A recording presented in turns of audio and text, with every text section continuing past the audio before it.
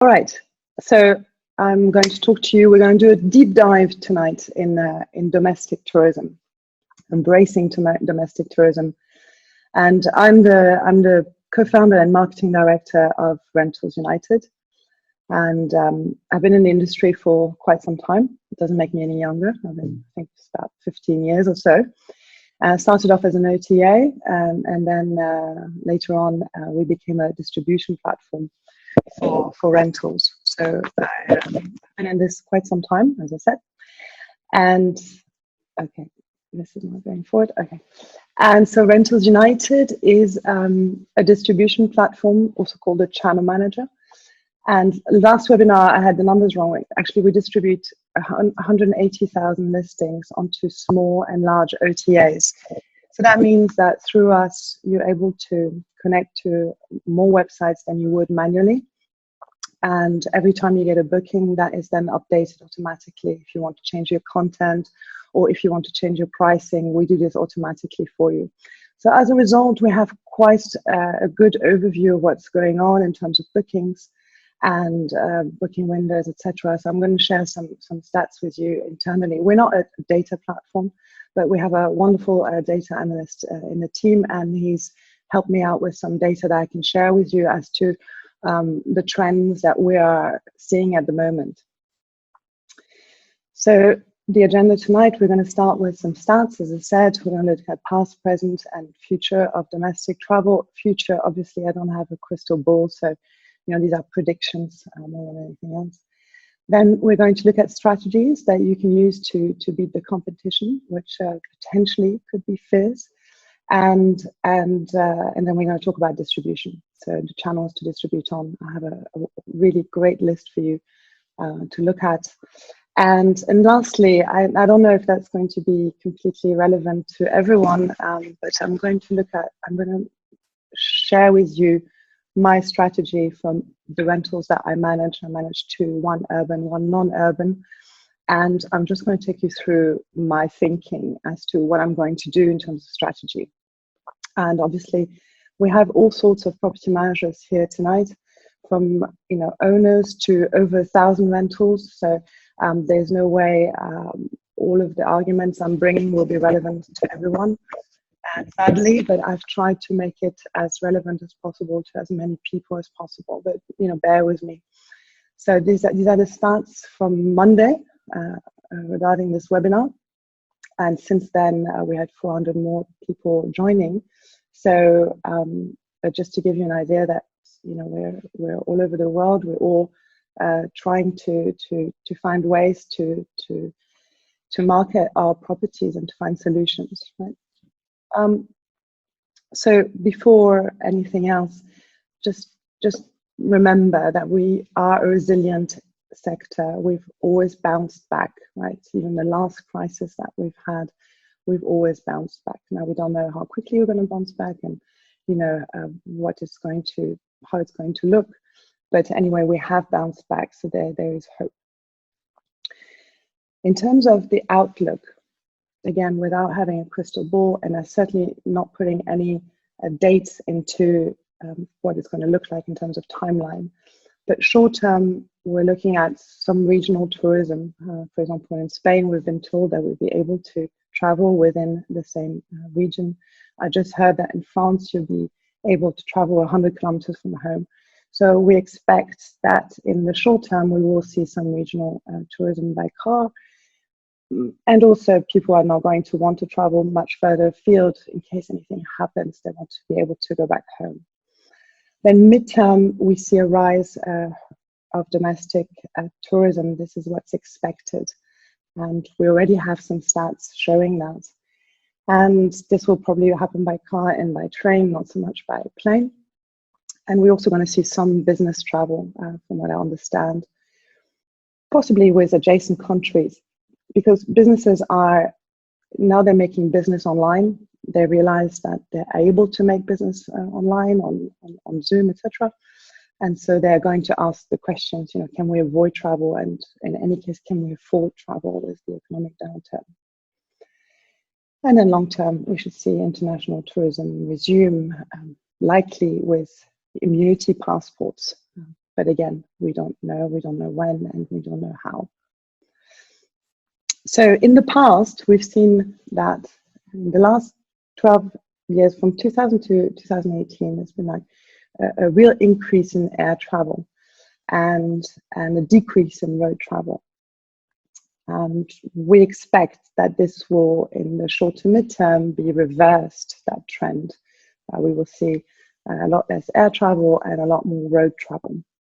And in fact, there was a study by Phodos, which are they're like a Lonely Planet. They're books for tourists, and they did a survey, and the photo people replied. The photo user base replied that 85% of them said flat out they wouldn't travel by air. So I don't know if this is something that you guys also feel that you wouldn't want to travel by air. I certainly am looking to do domestic travel this year. And so if we look at domestic tourism spending, we have China at the very, very top.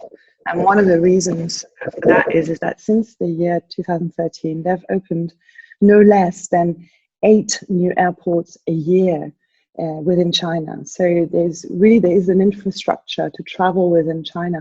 And that's really important when we think about domestic tourism, right?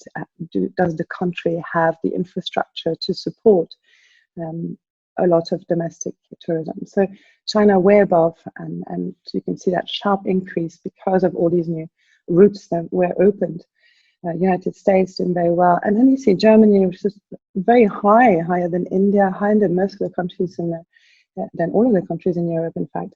And so they historically they like to travel within Germany. It's been compounded by some very clever advertising that we hope we're going to see more of by governments, etc.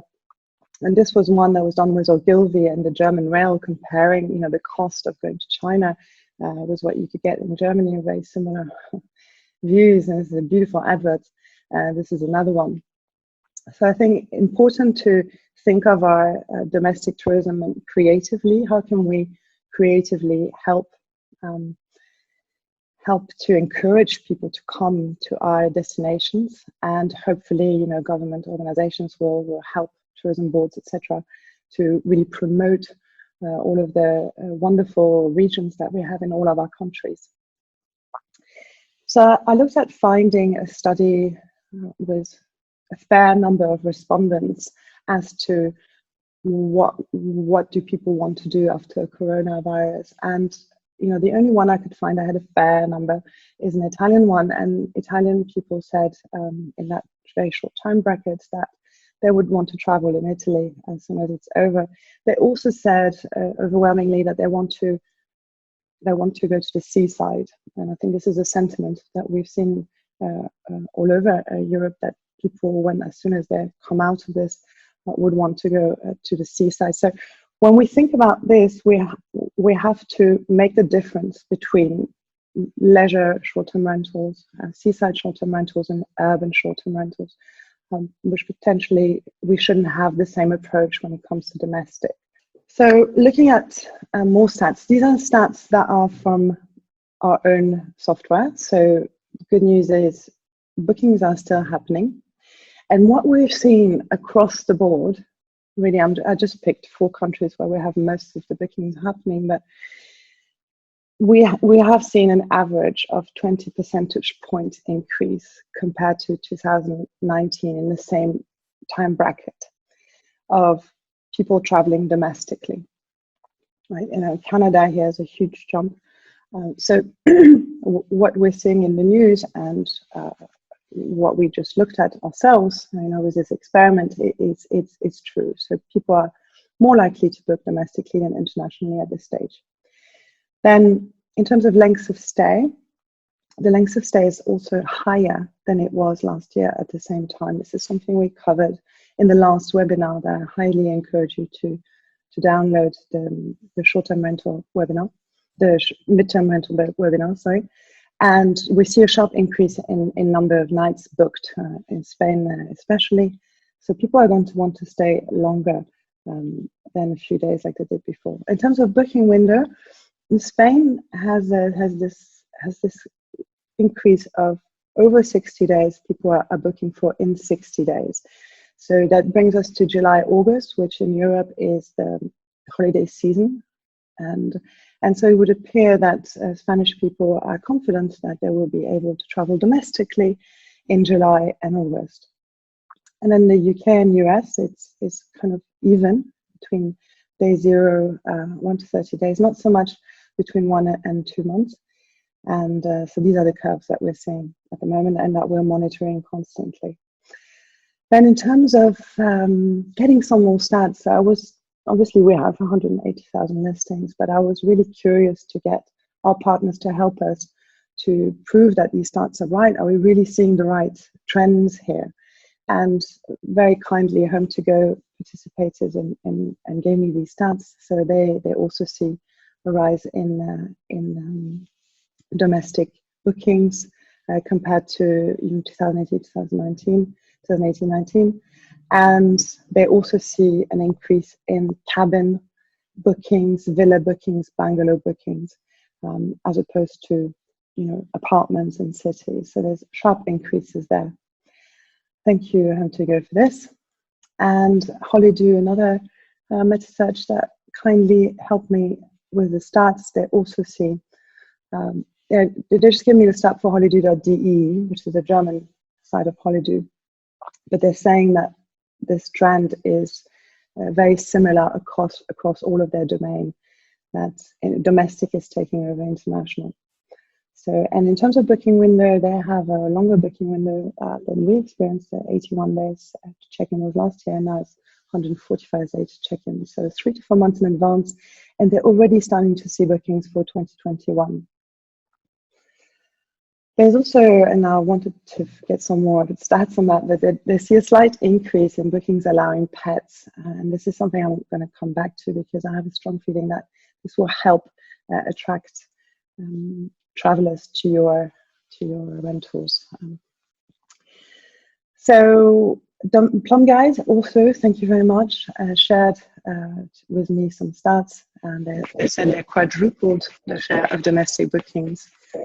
The length of stay, which was really, really high, was 8 to 10 days, is now 30 days, so people are really staying midterm with them. And 80% of bookings are on relaxed cancellation policies. This is something that we're going to cover later on. Absolutely, we must cover. And also the booking window has doubled. It was a month and it's now 2 months before arrival. Also, travel stations, thank you very much, guys. And they've seen a trend of requests for bigger properties. So we would see that domestically, people are going with the whole family and want to potentially reconnect with the whole family and meeting somewhere. And the average stay is longer than usual, again, confirming what we're seeing as well.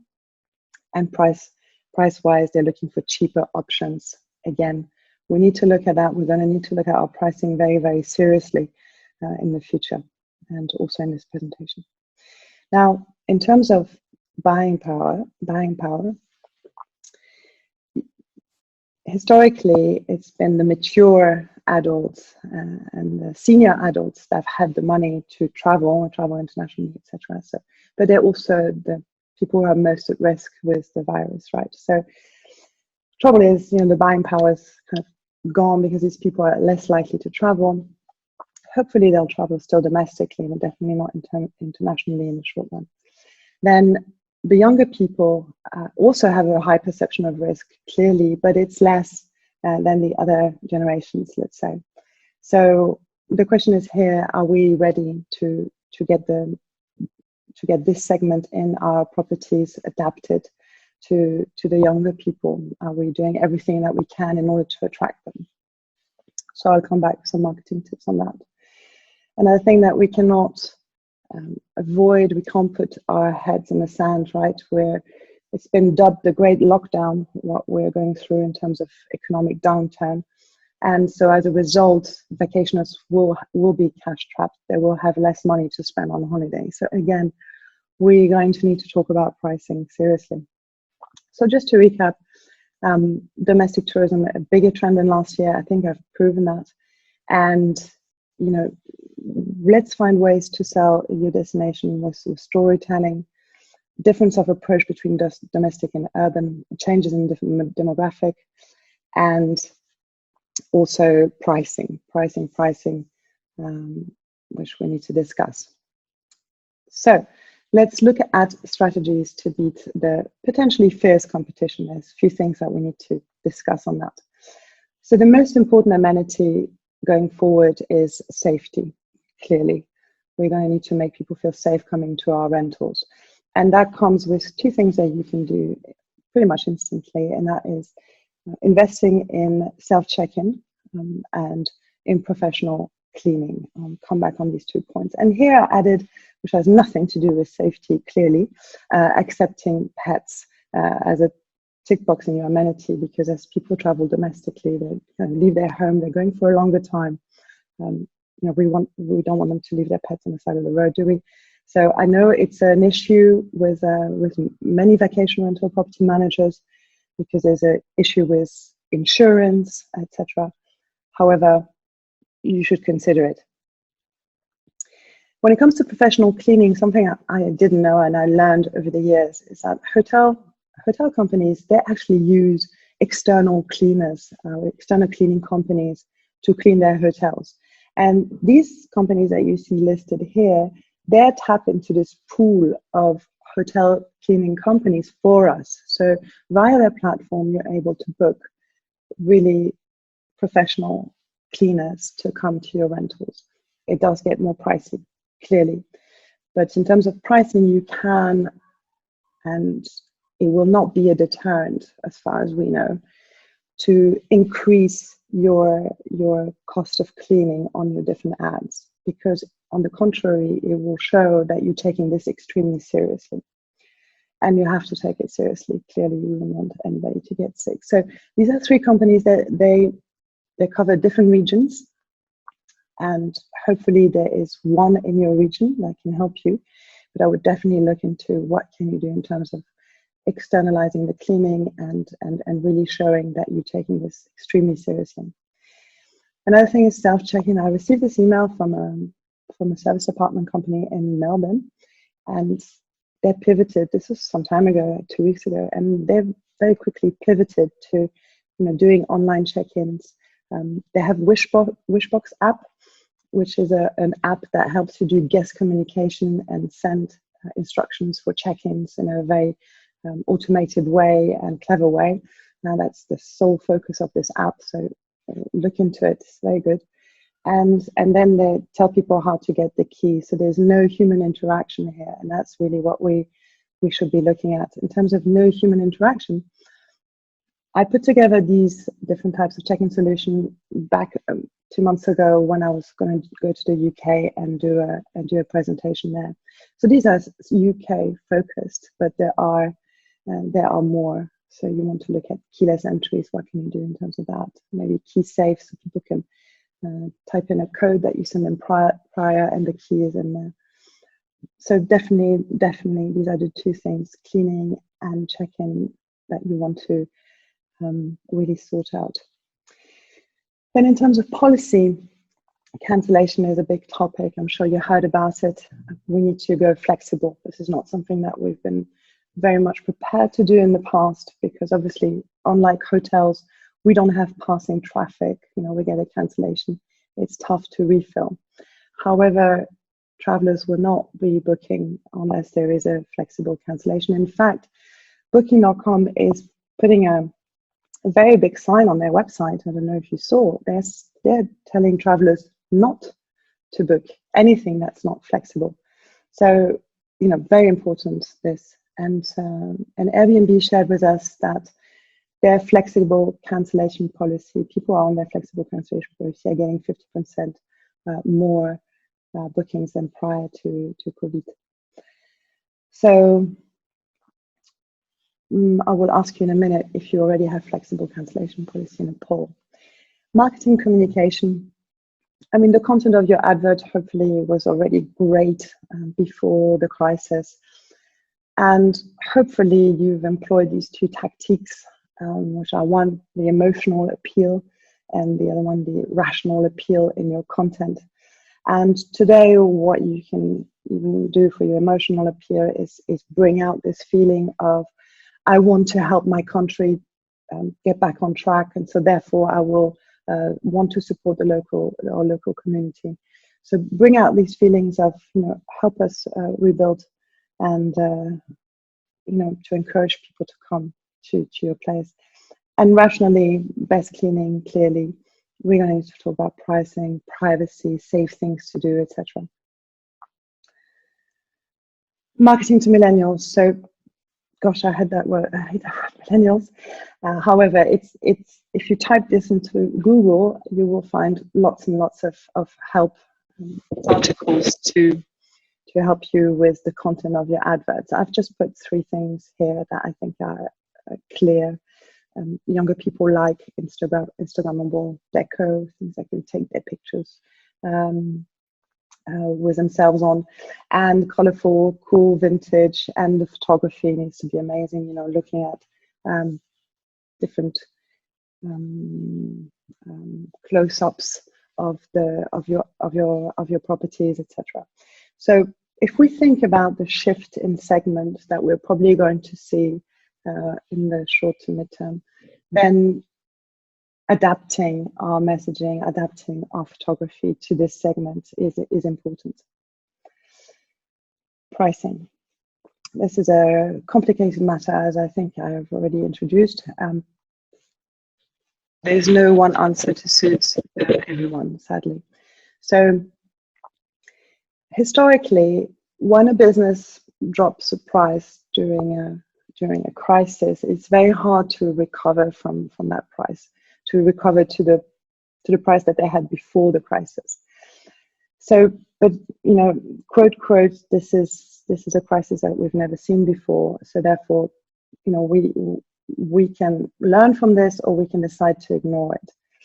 Then another thing that potentially we will see is that many people will have, and I don't have the stats on that, but potentially many people will give up the short-term rental business and put their properties on long-term, or they will do a mix, which I recommend. So some long-term, some mid-term, and some short-term, but potentially, especially in urban locations, you may see less rentals to compete with. So in that case, should we really put our pricing down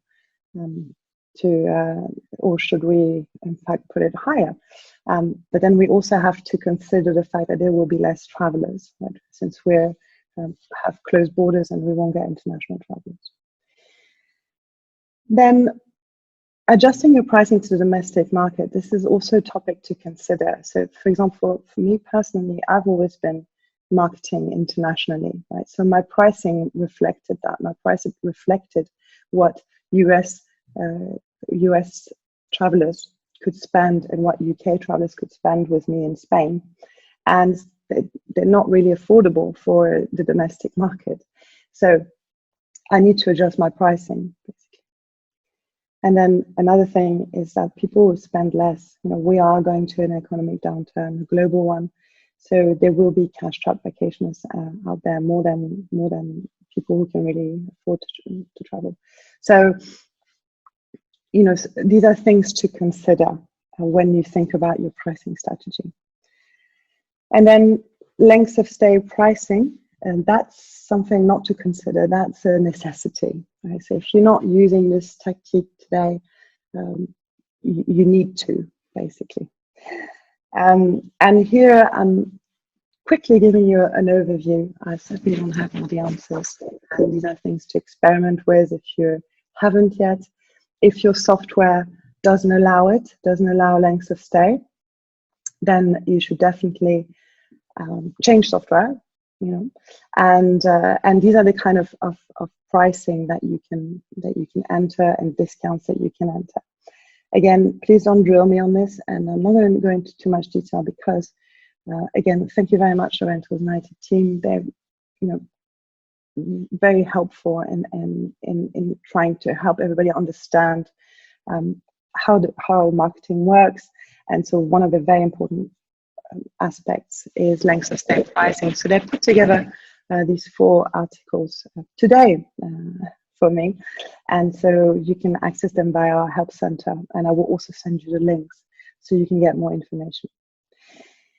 In any case, we're not a data company, we're not a yield manager, we're not a revenue manager, we're a distribution platform. So there are specialists out there when it comes to pricing that I would definitely recommend you speak to. And there's on one side, you have data companies, like the ones mentioned here. On the other, you have yield managers that automatically update your price according to market trends. Obviously, these guys have a lot of trouble at the moment because they usually go onto historical data, what happened last year, the year before, etc. And this is quote quote unprecedented. So it's very hard for them to make meaningful pricing, clearly. However, it's definitely worth talking to them. And then we have a revenue management company who are looking at it more holistically at Renter.com in the US. Okay, so we're on part 3 now. Channels to distribute on. I know most of you are here for that. So as an introduction, what we need today are eyeballs, in my view. So I've been speaking over the last year or so. I've been running these interviews with very large property managers, like 1,000+ properties. And you have 2 schools of thoughts here. You have the guys that say, no, I take distribution very, very carefully. I will research, a channel in depth before I decide to advertise on it. And I will do maybe 2 more channels a year. And then on the other side, you have the large property managers who say, I don't care where I advertise as long as I get bookings. And my strong feeling is that today, with what we're going through, we should go for number 2, which is going for the eyeballs, which is getting your brand there as much as possible. Again, we're going to see less travelers, right? So we want to capitalize on the fewer eyeballs that we can get. So what I've done, and this is an experiment, I'm hoping it will work, is that I've put together, not just myself, my team as well. Thank you so much, guys, for helping me. We've put together this collaborative listing site sheet. So it's an Excel sheet online, and I'm going to give you all access to it. And we've already pre-filled quite a few countries. I'm going to show it to you now. But the idea would be for you to enter websites that work for you or have worked for you, with a special focus on domestic travel. Which are the websites that helped you get domestic travelers in the past? And this will be very interesting, I think. And we have to help each other. And we also, by doing this, by putting more listing sites in, giving them more visibility, these niche listing sites, by getting more product, they're more likely to rank. So let's support them and share them here. So what I'm going to do is show you the preliminary. So let's go back. So Australia, here you can see a number of websites. And as I said, there are the big boys there. I'm not trying to self-promote, but we do have a lot of information about these websites on our website. So this is why I added links, so you can go and dig deeper into if they're good for you. We've added all sorts of websites from meta such as vacation rental sites, OTAs. There's all sorts of very niche websites, etc., that we saw have our ranking. So the data is both the data that we have, because many of these sites are connected to us, and it also is from the wonderful team that we have, who actually went in manually and searched relentlessly for websites that rank in certain countries. So as I said, we don't have all of the countries here. Please add your country by using the plus button, and we will help you find websites that work. And do please also share, just add a line and share with us the websites that work for you in France, for example, and that bring you domestic travelers, that have, at least in the past. But Germany, Spain, as I said, we don't have 58 countries or 50+ countries in there yet. But hopefully, who knows, maybe we can make this the most collaborative who's who of listing sites in the world. And the UK is an extensive list. And yes, I'm coming to the US. We have a US extensive list, and I've also added, or the team has added, 2 tabs on California and Florida. We're happy to add more regions. Please add your region where you are. South Africa is not in there yet, but we just add a tab, and we will look into it. And please add also the sites that have been working for you. And yes, I will send you the link together with the recording, the slides, and more information that you may find useful. So now I'm going to go back to the presentation. Let's hope that works. Okay. Sharing is paused. New share. Okay. I think I got the hang of this now. Okay. Right. So sharing again, and so what you saw there is, and I think when we talk about the marketing mix, it's very important to look at, I think, all sorts of different avenues that you can distribute today. So you have short-term rental listing sites, which are mainly focused on the type of inventory that we're concerned with, short-term and vacation rentals. Then you have mid-term, which have seen quite a big rise, especially in urban locations recently. And then long-term rental sites. You might want to mix your channel distribution with, you might want to put some product onto long-term. Then you have the online travel agents, which are the ones, the guys like Expedia and Booking.com, that have also hotels and cars, etc. I see the chat. Full screen, please. Yes, you're right. I apologize.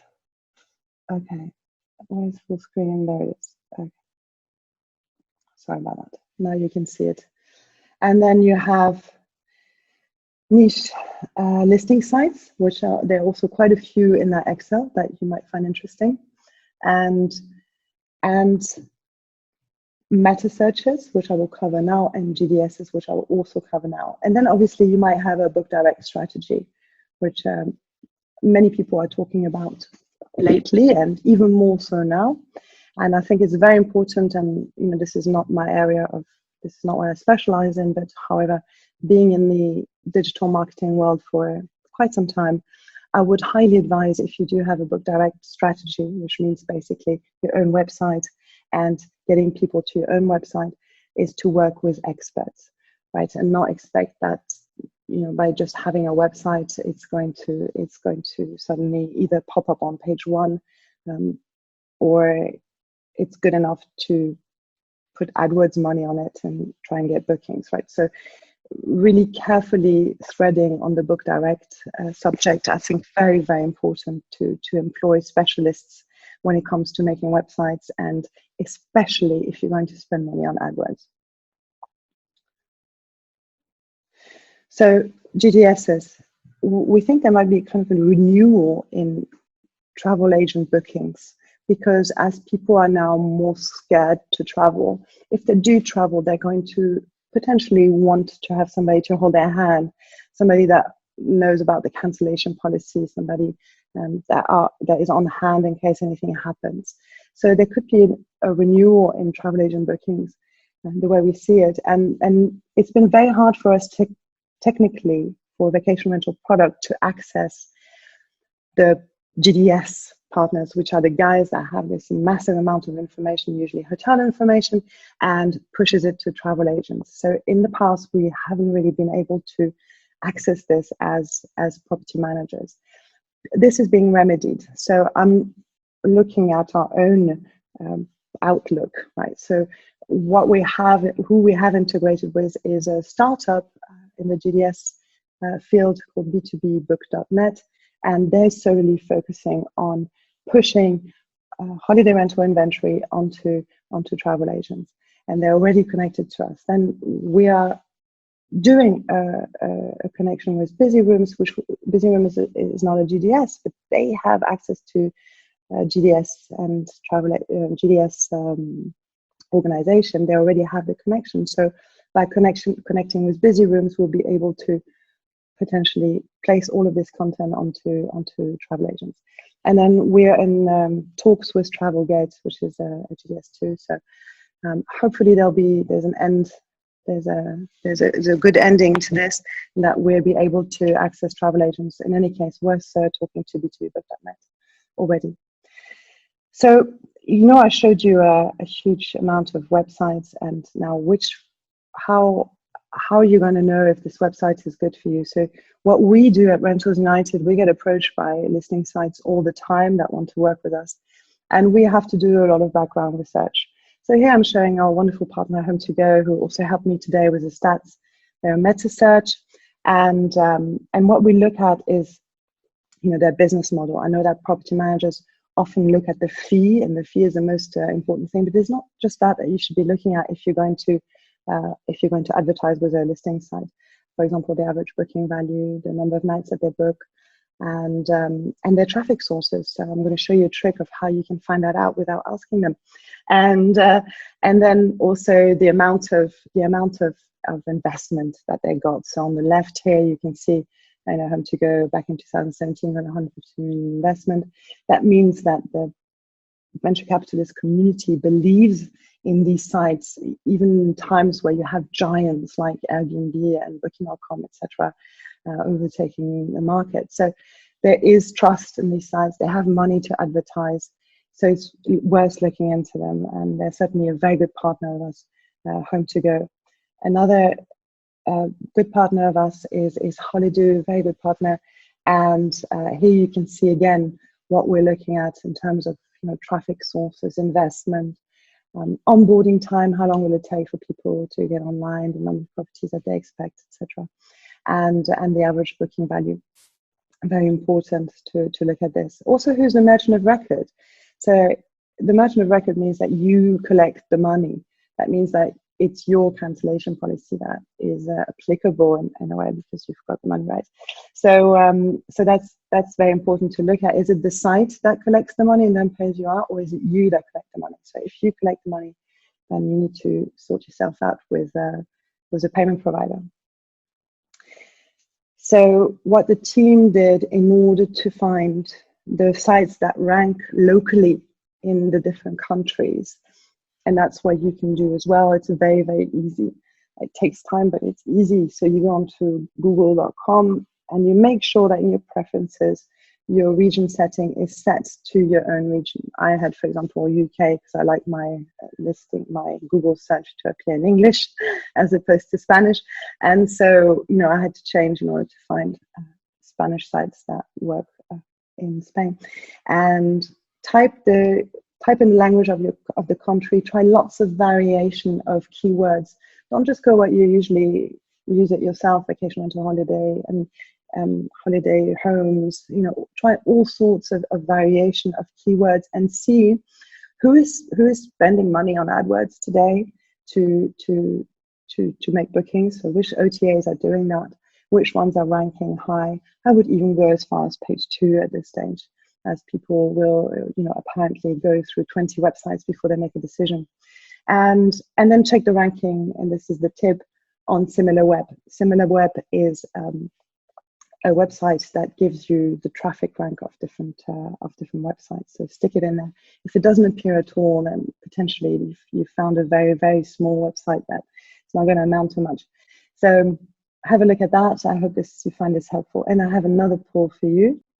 We are really running out of time, but yes, I quickly wanted to take you through my thinking for my own management company, which, the larger property managers here are just going to laugh at me because I only have 2, and it might not be relevant at all for them. And but it's just my own thinking, giving everything that I've learned in the past few weeks around the subject. And it started off, and obviously larger property managers will have all this data.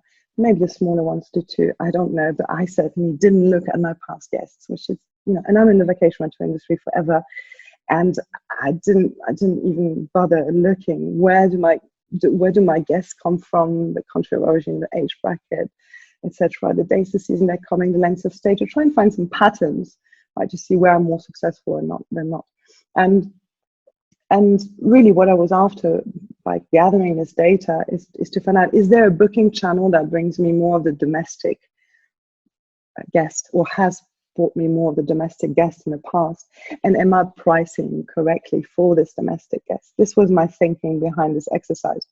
And just to give you some stats, I've had 76 occupancy rate last year, and I advertise on 20 channels. It was nice that I use Beyond Pricing for my automated pricing. And these are the kind of guests that I've been having last year. So overwhelming majority of English people, not majority, no, but UK, US, France, and then only 6% of Spanish people. And I'm based in Spain, and I want to increase my domestic bookings. So what am I doing wrong here? So I dig a little deeper, and I saw the average nights booked. So that's very healthy. And the average price per night that I've been managing to rent those two properties has been 175 euros. So I looked at what the UK, US, and Spanish travelers were spending, and I immediately saw that the Spanish travelers were spending a lot less. And so my pricing has always been geared towards international travelers. I don't know if this is your case, but for me, it was always geared to US citizens coming abroad and having money to spend. In the same way as UK, wanting this wonderful holiday in Spain. And I've never really targeted Spanish travelers myself. So with these lessons in mind, these are the strategies I'm going forward in now, basically. And that's for the urban rental, I'm going to go on midterm rental sites, I've decided. And that means that I need to stick to 28 nights minimum. I need to jump in a cold water, do not accept short-term bookings. In the next 6 months, go for 28 nights minimum, and put monthly prices on large OTAs. And then when it comes to my seaside rental, I think, given the stats that we've been looking at in terms of domestic travel, and thinking that people will most likely want to go seaside, and I'm very lucky because it's a house, so it's not a shared elevator and things like this. It's a little house, a little townhouse, and so I'm confident that I will be able to make short-term domestic bookings if I use some of the strategies that we talked about. And for me, those strategies will be to advertise on Spanish websites and French, and target French travelers as well, because we're close to the border, and revise my translations and bring down my nightly price. I'm afraid I'm gonna look at that. I'm going to look at lengths of stay pricing. I might just for a minute stop the yield management company and do my own pricing based on the things that I'm learning through our partners. And for both, I'm going to take a hard look at my cost. This is potentially, if you're interested, I might do a webinar on this, on how automation can help us save money, and also advertise on all channels available to me and use their promotion tools, revise my cancellation policy on all channels, go flexible for sure, with full refund. I saw a question related to that quickly. I'm going to go for full refund to really show that I care, that people can cancel, and email all past clients and encourage book direct, but also encourage them to take insurance. And I'm going to work with Doin, which I haven't yet done. And this is a company, a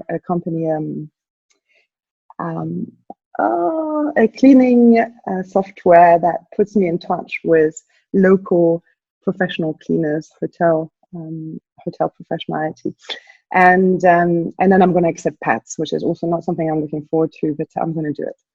So that's it for me. I'm sorry, we went over time, and I saw there was quite a few questions. And what we did last time when we went over is that we took down all of your questions, and we're going to make a blog post out of it, so I can share the answers, think them through properly, and give you really good answers in a blog post that I will also send to you.